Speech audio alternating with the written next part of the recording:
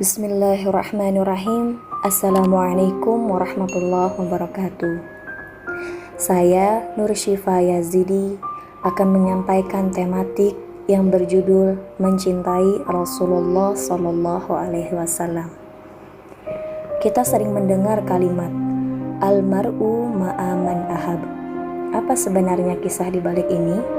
Ternyata ada beberapa redaksi hadis. Ada sosok yang bernama Thauban.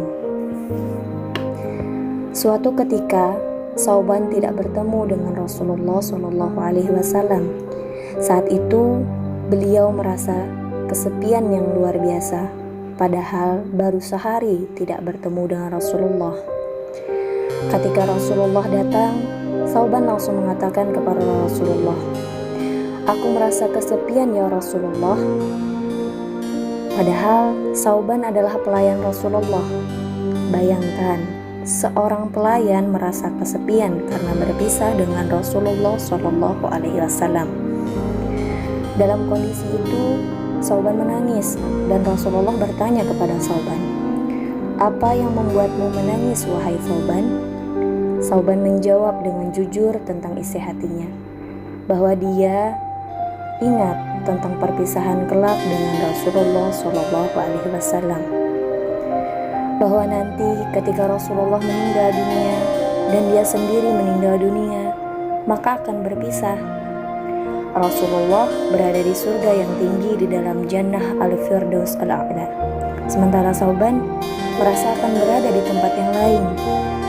Beliau teringat dengan kondisi seperti itu dan membuat Thauban akhirnya menangis. Tetapi apa yang dikatakan oleh Rasulullah? Beliau mengatakan kepada Thauban, "Al-mar'u ma'aman ahab," yang artinya setiap orang akan dikumpulkan dengan orang yang ia cintai. Maka dari kisah Thauban, pernahkah kita berkaca? Pernahkah kita menengok diri kita? Siapa yang ada di hati kita? Sudahkah kita meletakkan cinta itu kepada Allah dan Rasul-Nya?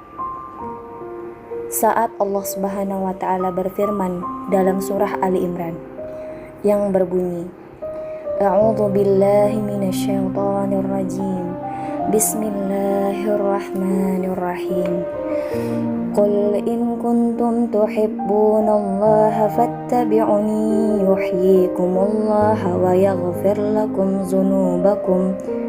Wallahu ghafurur rahim." Shadaqallahul azim.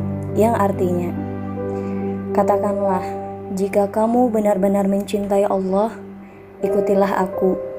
Niscaya Allah mencintai kamu dan mengampuni dosa-dosamu. Dan Allah Maha Pengampun lagi Maha Penyayang. Itulah yang disampaikan Allah, bahwa tugas kita saat ini adalah mencintai dengan mengikuti petunjuk yang dibawa oleh Nabi Muhammad SAW. Itulah bukti cinta yang sebenarnya. Ibnu Qayyim al-Jauziyah mengatakan, cinta adalah mencintai apa yang dicintai oleh orang yang dicintai, dan membenci apa yang dibenci oleh orang yang dicintai. Saat kita mengaku cinta kepada Rasulullah, sudahkah kita mencintai apa yang Rasulullah cinta? Sudahkah kita merasa bahwa Rasulullah yang nanti akan memberi syafaat kepada kita? Atau bahkan mengenal Rasulullah saja tidak?